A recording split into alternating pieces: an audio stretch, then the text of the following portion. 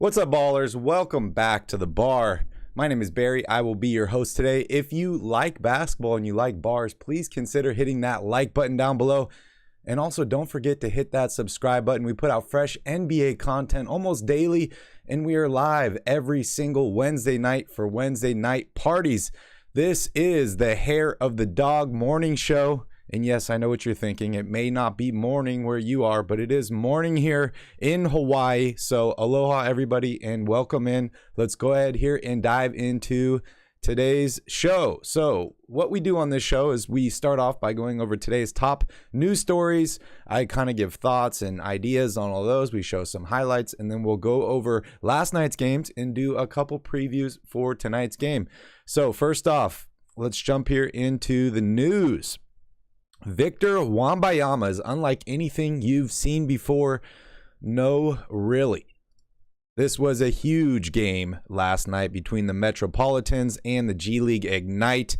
We got to see two top NBA prospects for next year's NBA draft face off in Victor Wembanyama. And it was a very, very exciting game. Victor had 37 points in this game, including 11 of 20 from the field, 7 of 11 from three-point range. The dude can do everything, and he is huge. At 7'2", he's splashing threes down, which is absolutely incredible.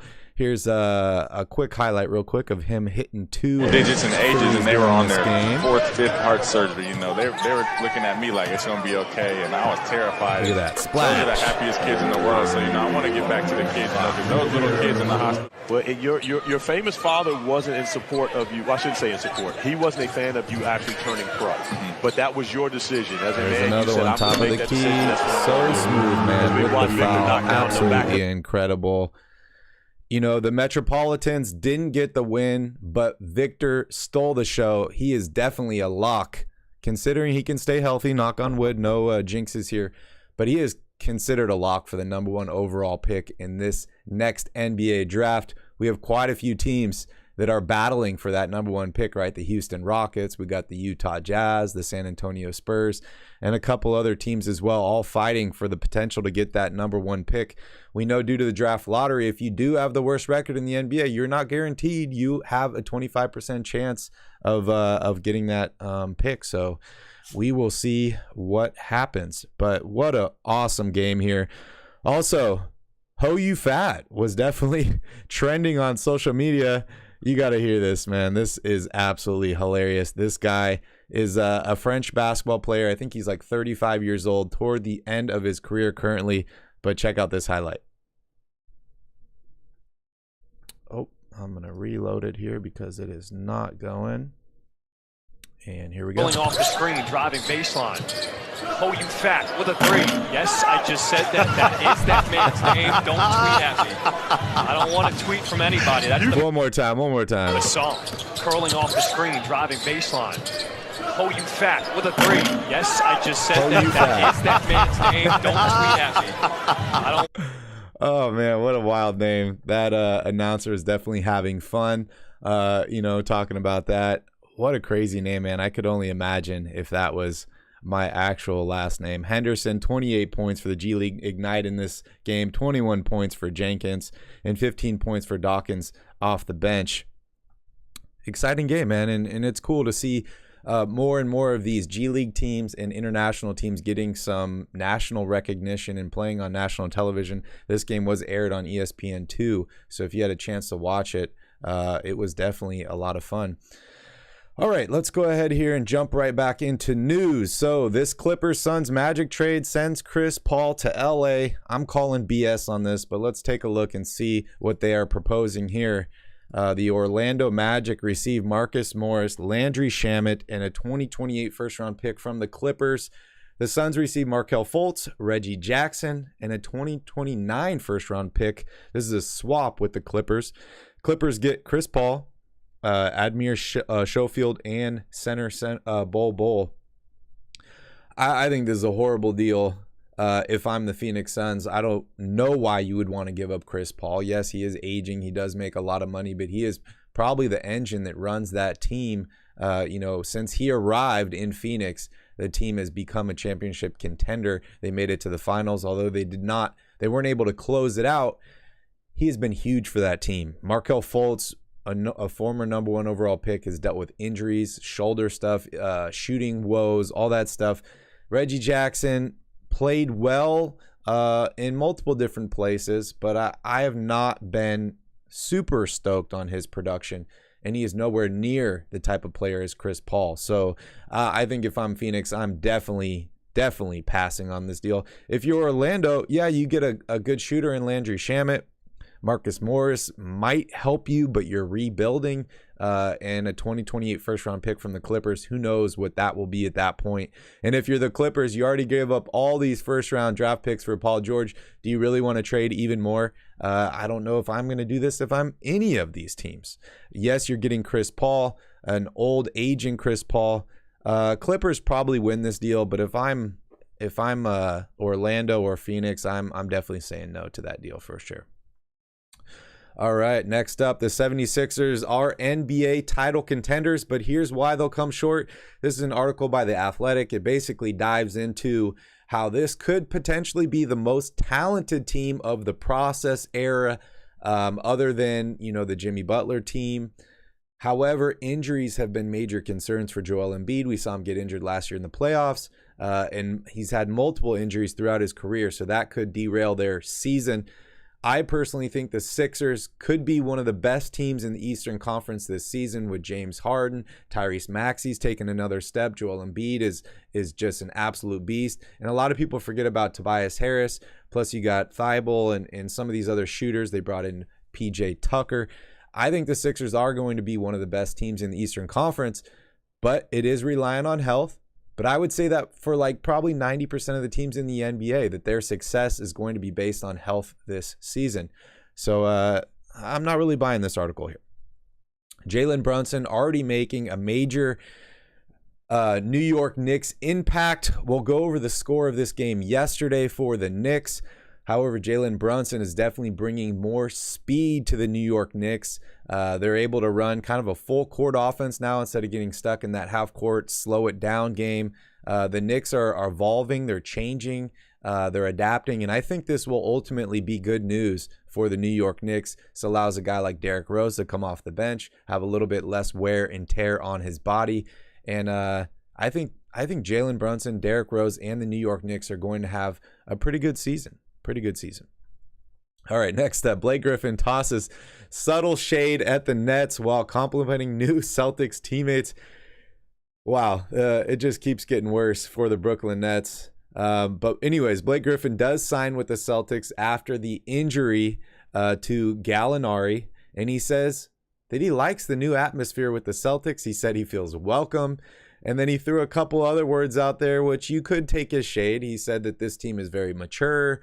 And I don't know, just being on the Brooklyn Nets last year must have been a headache for everybody, not even just Kyrie Irving and KD, but everybody, right, including Blake Griffin. So he definitely seems to be happy settling in here with the Boston Celtics. I think it's a good move for the Celtics, and I think Blake Griffin can help them out in the front court while they're dealing with some injuries to some of these big guys. All right, DeMarcus Cousins will do whatever it takes for NBA return. Wow. As a Kings fan myself personally, I had a lot of fun watching DeMarcus Cousins over the years. I think that there were quite a few seasons where he was the best center in the NBA. However, his attitude and his emotions, he can never really get under control, which greatly affected him. He ends up hopping around to multiple teams, including the Lakers and the Warriors. He does win a championship ring with the Lakers, although he was cut from that team and never really played with them due to an injury suffered in training camp. He does, or he was offered a ring by the Lakers, but the dude is still only 32 years old, and he wants to be a part of another championship run or just stay in the NBA for as long as he can. I think he'll end up getting a minimum deal on a team this season. I'm surprised that the Nuggets have not re-signed him. I thought that he did pretty well last season with them. Other than the blow-up we saw during the playoffs, I think he is excelled under that coaching staff, which he has connections from his time in Sacramento. So I expect Cousins to find a team this season. I would be surprised if it wasn't the Denver Nuggets. If I'm a Kings fan, I'm still saying no at this point. But, we wish the best for DeMarcus Cousins. Hopefully he can figure it out. And I just hope, man, as he gets older, he gets more mature and can definitely control his emotions, because those, in my opinion, are the number one thing that have impacted his NBA career, which is crazy, right? Because he suffered a lot of injuries that can slow down a big man like that. But he's got to get his attitude under control, man. He really does. All right, Pelicans, Zion Williamson puts NBA on notice.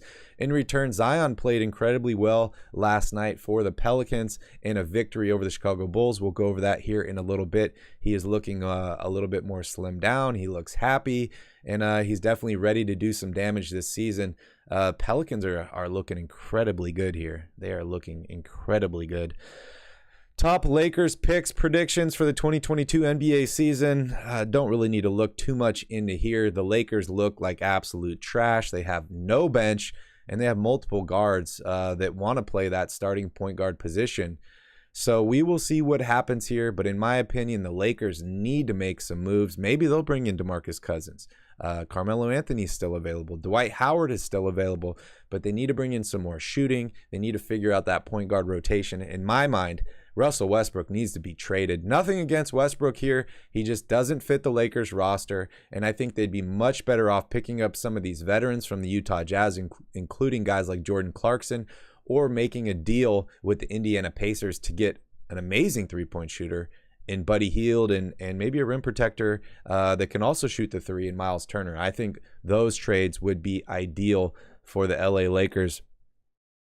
This Grizzlies-Nuggets trade features Michael Porter Jr.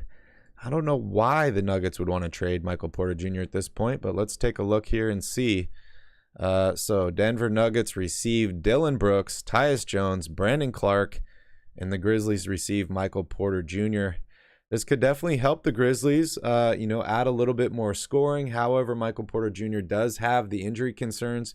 He was a top prospect in high school, dealt with multiple back injuries, back surgeries. We saw him during the NBA draft, had issues walking up and down stairs. And then he missed the majority of last season due to another back injury. So really tough for Michael Porter Jr. and for the Nuggets. If I'm the Nuggets, you just signed him to a max deal. I need to be a little bit more patient. We have a really, really deep squad. And one of the best, if not the best center in the NBA, a two-time MVP in Jokic. I think Michael Porter Jr. fits incredibly well on that team. He just needs to stay healthy.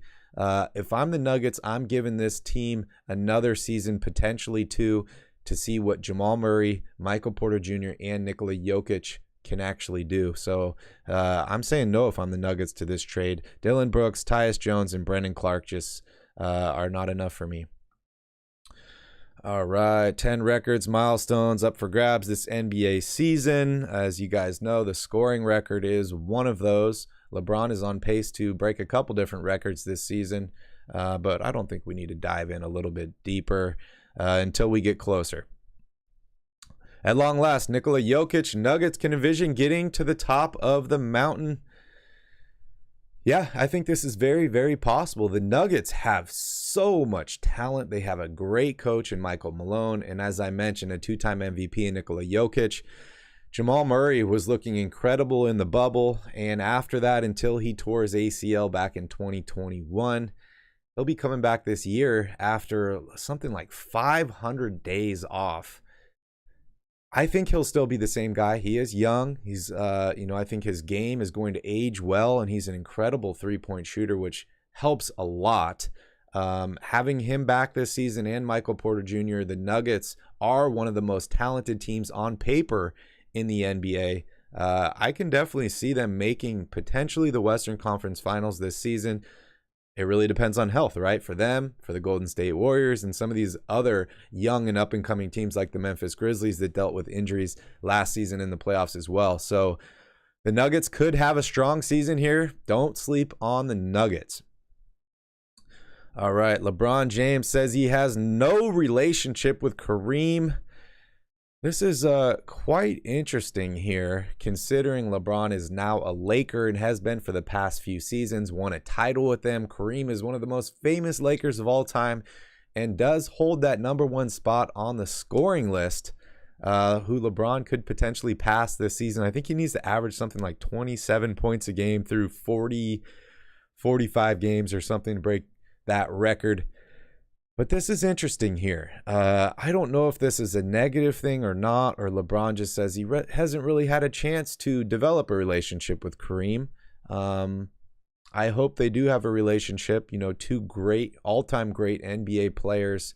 No shade here towards either of them, but LeBron is going to be #1 on that scoring chart. He is. I don't know if Kareem thought that maybe no one would ever break that or not, if he's happy about it or disappointed. But time to give it up, Kareem, man. LeBron will be #1 on that list, and unfortunately, there's nothing you can do about it, man. There is nothing you can do. All right, that's it for the news. Let's jump into basketball. I'm so excited that the NBA is back. It's been a long few months of summertime. I've had a pretty good summer, honestly, but I love me some basketball. We had 4 games yesterday. The Detroit Pistons take on the New York Knicks in New York. We got to see RJ Barrett lead all scorers with 21 points, and Jaden Ivey played exceptionally well for the Pistons with 16 points in this game. Let's take a look here at the box score.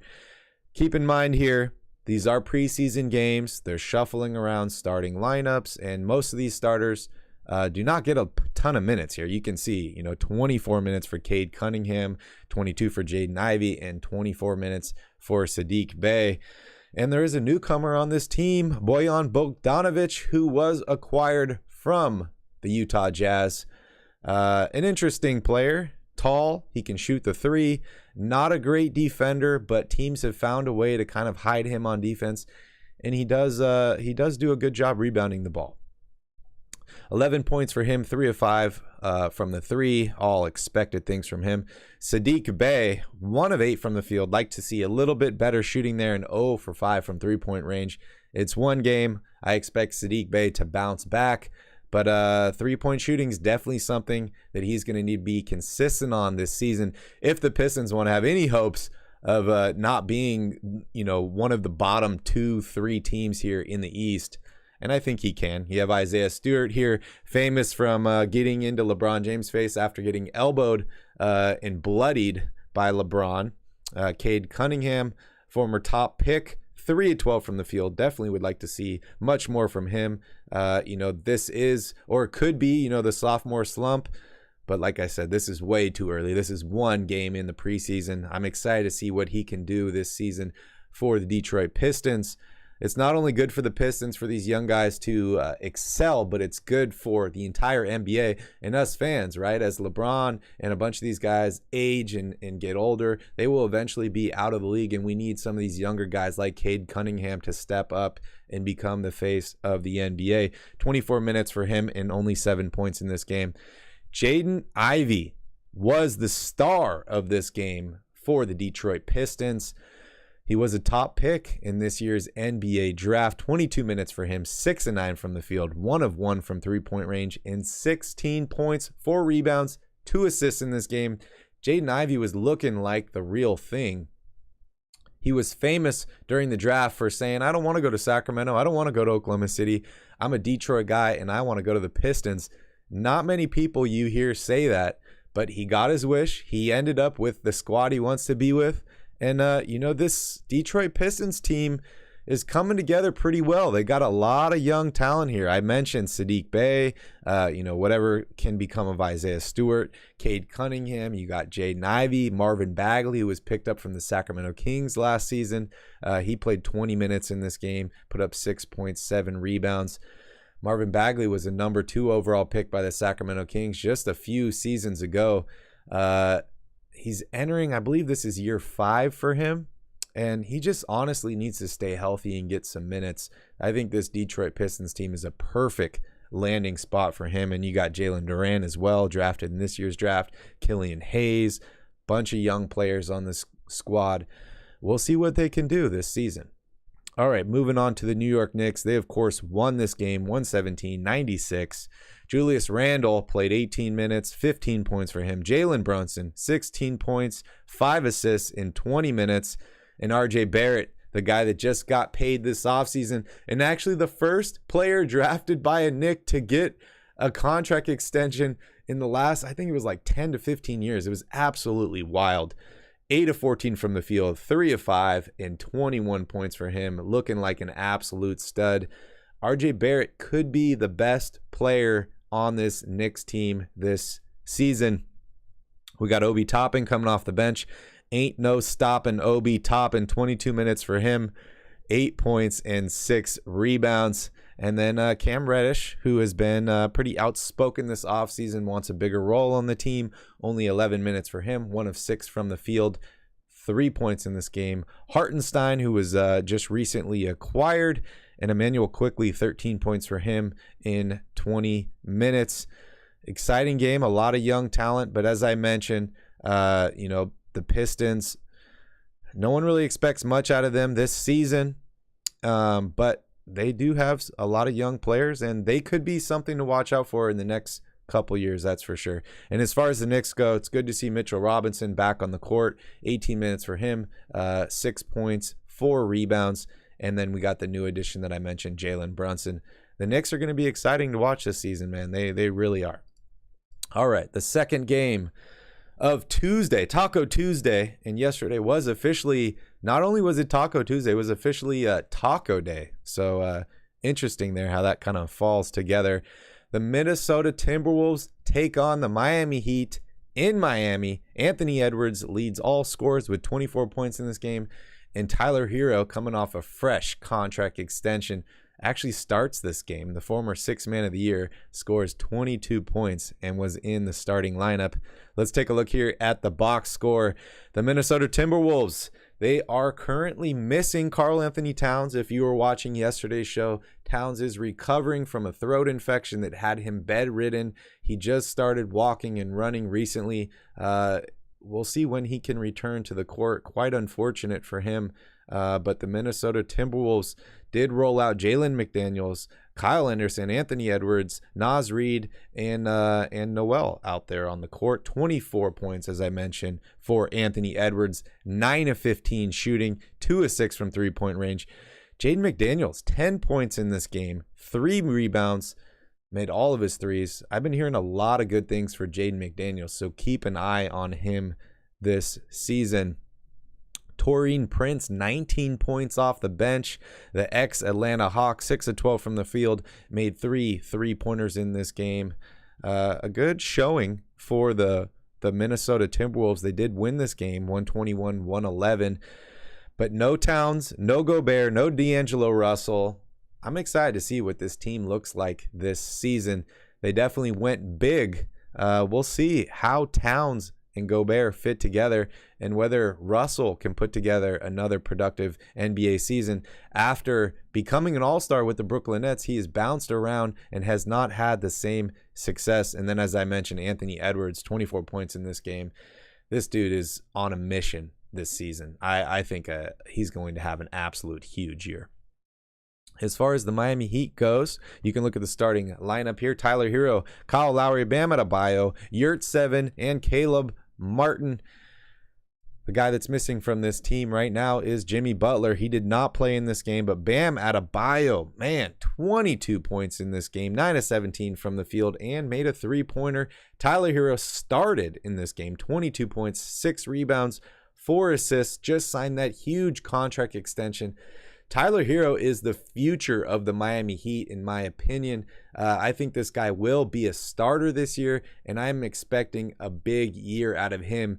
He could be the next Dwayne Wade, maybe not in career numbers, Hall of Fame status, or stuff like that, but I'm saying the next shooting guard to lead the Miami Heat, potentially to an NBA championship. I think the dude can be that good. He really can. You take a look here at the Miami Heat bench. Not a lot of production in this game. And as I mentioned, right, this is preseason. This is game 1 or 2. So Don't expect a lot out of some of these guys in this game, but Haslam is returning for his final season. Jimmy Butler will be back. We saw Victor Oladipo re-sign with this team. Man, I'm so excited to see basketball this year. I really am. All right, the third and most interesting game, in my opinion, of Tuesday was the New Orleans Pelicans taking on the Chicago Bulls. The Pelicans win 129-125 in Chicago. 21 points for Devontae Graham and 21 points for DeMar DeRozan. Let's take a look here at the box score. Zion Williamson. Everyone is excited to see Zion return after missing all of last season. We heard some drama about potentially him not wanting to be on the Pelicans anymore. He was ready to play. The team was not ready to clear him, blah, blah, blah. Anyways, Zion's back. He signs the extension. He will be the franchise player of the Pelicans for this foreseeable future. 15 minutes in this game, 13 points, 4 of 6 shooting from the field. He did the damn thing. Herb Jones, 12 minutes for him, 8 points. Marshall, 19 minutes for him, 5 points. Jonas Valanciunas, 13 minutes, 9 points. And CJ McCollum, a guy that also signed a contract extension, was the big acquisition for them last year at the deadline. 15 minutes, 6 points, 4 rebounds, and 3 assists in this game. We see Larry Nance. Man, I just keep saying this. Another guy that signed a contract extension. These guys are lucky. They keep signing deals. I'm a little jelly here. But Larry Nance Jr., 9 points in 11 minutes. A huge showing for him, including 2 3-pointers in this game. We got to see Willie Hernangomez play in this game, 15 points, 19 minutes. If that name sounds familiar, him and his brother have been all over the news this summer over that Netflix movie. We also got to see Jackson Hayes, man. I was surprised to see Jackson Hayes out there. I haven't heard too much about him since we heard, I believe it was like domestic violence or some kind of off the court issues that were going on with him. This dude was a first round draft pick just a few years ago. But Jackson Hayes played in this game and he played well, man. 14 points and 6 rebounds in 26 minutes. He led the Pelicans in minutes this game, and he definitely held down the middle of the court. And then I got to give a shout out to my new favorite player, Jose Alvarado, GTA, Jose Grand Theft Alvarado, 22 minutes in this game, 6 points, 4 rebounds, 6 assists, couple steals, couple attempts at steals, playing full court defense. I love it, man. Jose Alvarado, one of my new favorite players to watch this upcoming season. Chicago Bulls return this year. Obviously, no Lonzo Ball after undergoing another surgery on that knee. It's quite unfortunate. I hope he can get back. He's really going to help this Bulls team take another step forward this season. But you got Patrick Williams, played 17 minutes in this game, had 5 points, 5 rebounds. DeMar DeRozan, 23 minutes in this game, 21 points. The big man in the center, Nikola Vucevic, 15 points, 11 rebounds in 23 minutes. Zach LaVine, only 17 minutes in this game, 10 points. Man, the Bulls have a lot of potential this year, but like many teams, they need to be healthy. They really need to get Lonzo Ball back. That is huge. But while he's gone, who is going to be the guy that steps up at the point guard position? Is it going to be Alex Caruso? Is it going to be Kobe White? Is it going to be Goran Dragic? They really need somebody to step up at that point guard position. So we will see what happens there. But this, for me, was the most exciting game of the day and of yesterday. And I'm excited to see what both of these teams can do this season because I have high hopes for both of them. I really do.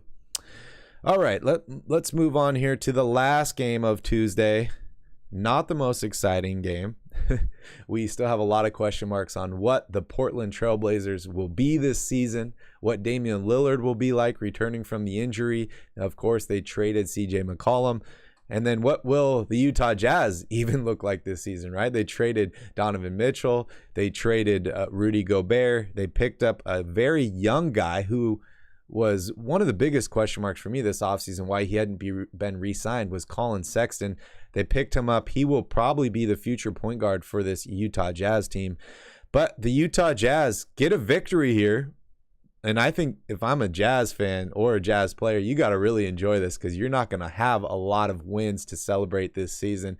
But the Jazz win 118-101 over the Portland Trailblazers. Jordan Clarkson leads the Jazz with 19 points in this game, and Damian Lillard 21 points for the Portland Trailblazers. We know that dude can absolutely light it up.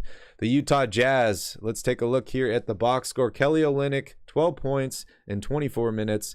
16 points for Mike Conley. It's good to see him bounce back after that first game was a loss. I'm interested to see what happens with Mike Conley this season. If I'm the Jazz, I'd probably be looking to move him for maybe a first-round pick and another young player. If I'm a team like the Lakers, I got my eyes on Mike Conley. If I'm one of these other contenders, maybe even the Chicago Bulls could make a play for a guy like Mike Conley or potentially Jordan Clarkson. This Jazz team still has some talented veterans that probably don't want to lose all these games this season with Utah. So I expect to see quite a few of these guys moving on.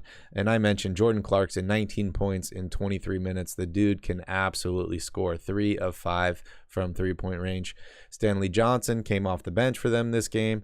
And then you see Walker Kessler, first-round draft pick here, could potentially be the replacement for Rudy Gobert on this team. Only 3 points, 5 rebounds in 16 minutes.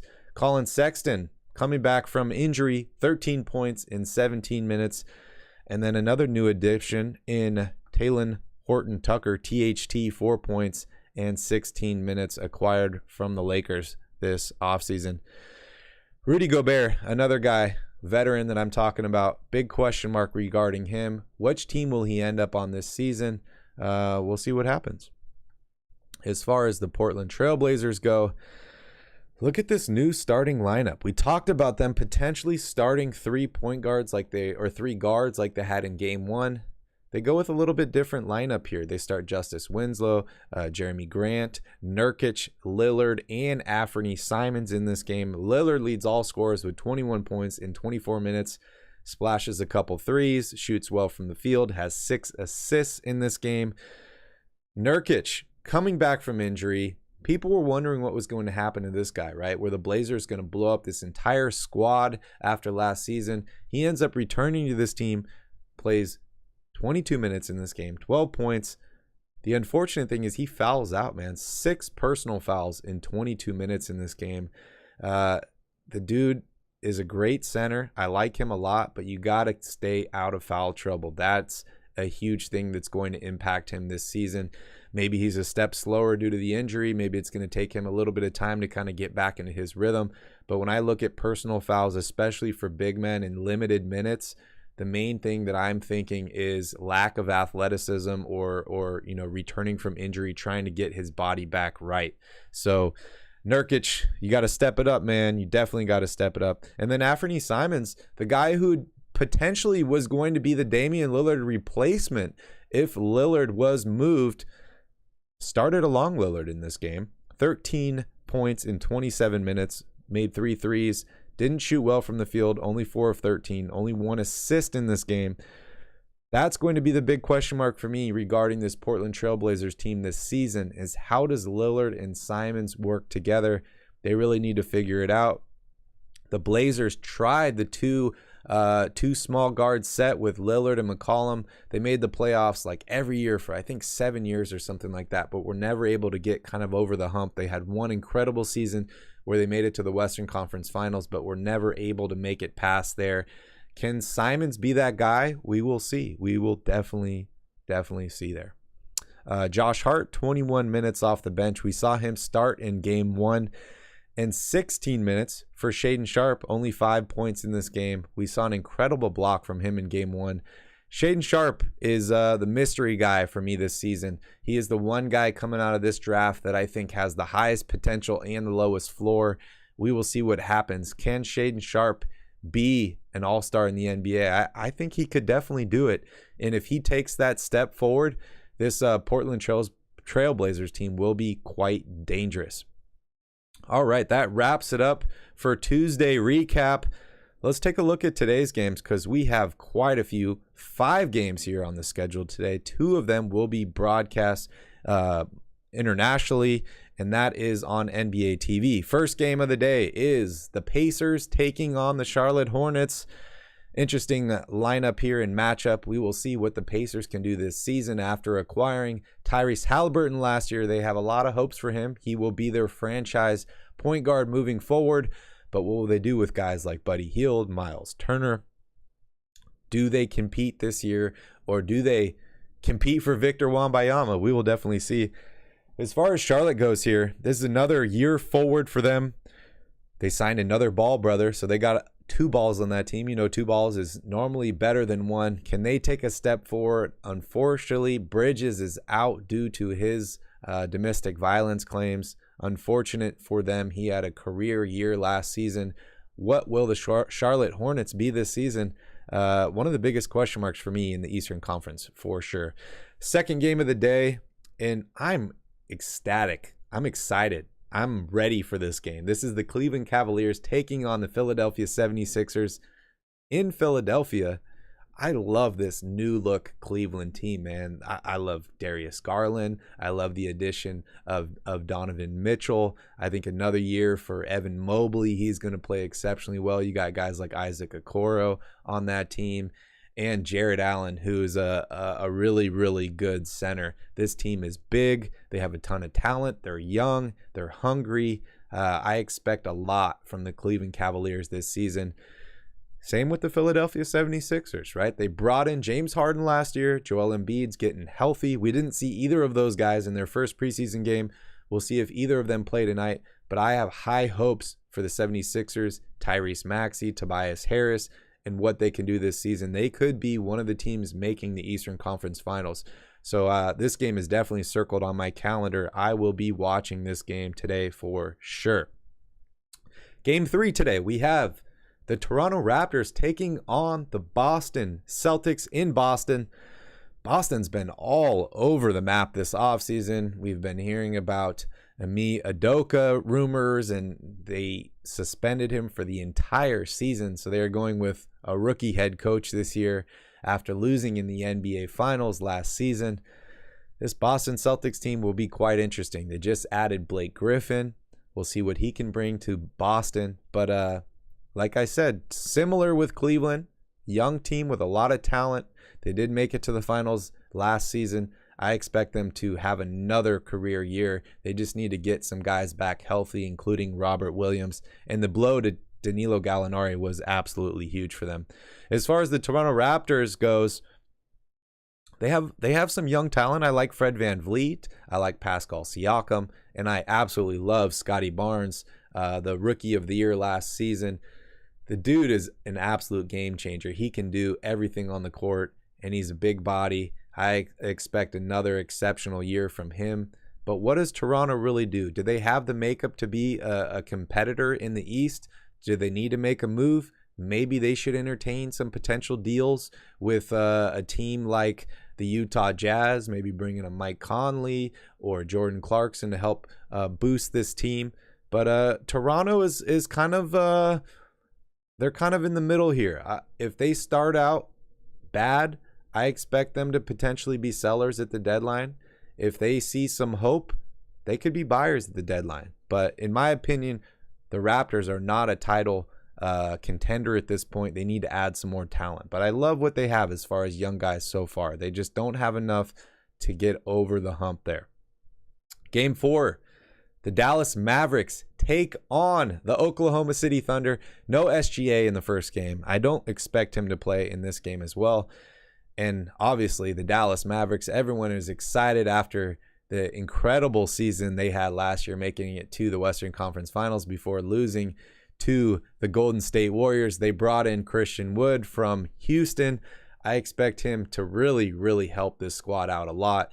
And then Luka Doncic, right? This dude has played exceptionally well since he's been in the NBA. I think he could potentially win MVP this season. He will definitely be in the conversation. This is exciting. Two young squads. Dallas obviously is way above what the Oklahoma City Thunder are at this point. And it's unfortunate we don't get to see guys like Chet Holmgren out there. He is out for the entire season due to an injury. So this is probably a game I'm sticking to watching the highlights in. However, I like Luka a lot. He's a lot of fun to watch. Probably will not watch this entire game. That brings us to our last game of the day. This is the Phoenix Suns taking on the LA Lakers. I don't remember if this is the game in Las Vegas or not. I don't think so. Oh, yes, this is. This is the T-Mobile Arena in Las Vegas. So if you've been paying attention, you know that the NBA is expected to announce 2 potential expansion franchises, one in Seattle, one in Las Vegas, as early as the 2024 season. They're expected to make an announcement during this preseason, or it was leaked that they would. Whether they will or not, we don't know. They did have one preseason game in Seattle over the weekend, and this game will be in Las Vegas. The Suns have looked absolutely horrible. They just lost to a team from Australia. Not even a G League team, not even an NBA team. They lost to a team from Australia that shot incredibly well. We know about the Robert Sarver situation. They were able to re-sign DeAndre Ayton, but he said he hadn't talked to the coaching staff all offseason. The Suns are such a head scratcher for me. They have all the talent in the world, but they just don't have communication. It seems like the chemistry on this team is slowly falling apart, which is wild considering they have Chris Paul, right? Chris Paul was the leader of the Players Association, has been on many great teams. No, he has not won a championship, but is known as one of the best leaders currently in the NBA.